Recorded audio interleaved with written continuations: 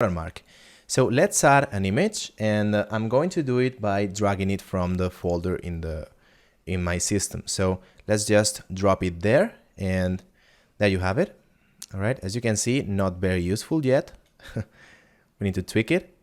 All right, so the first thing we need to do, here we have, as you can see, a lot of options from this strip. Let's make this, the video preview smaller and this bigger because we need to navigate through these options.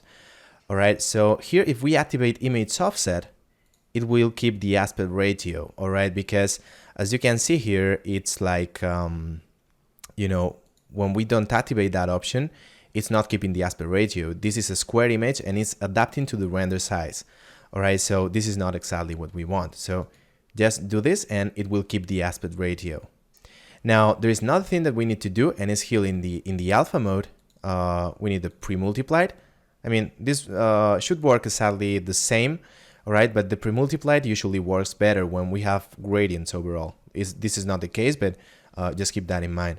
And now here in the blend, we have the cross, but as we can see, we are displaying the Blendtools logo here, but we are not seeing the video which is in the background. So we need to change the blending mode to alpha over, right? The alpha over will pick the alpha of this image and use it to display the video under it.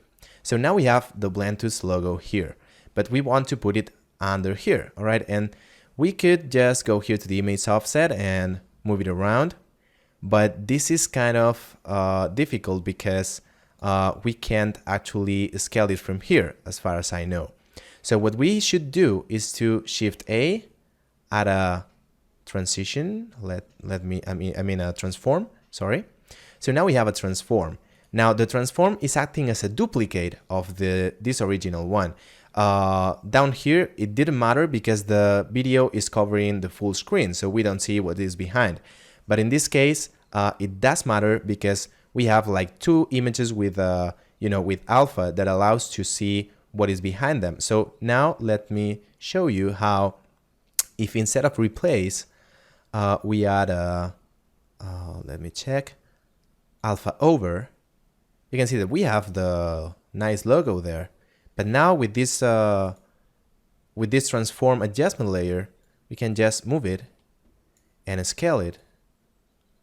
Right, put it something like that. Should be okay, and move it, and you can see how the original one stays there.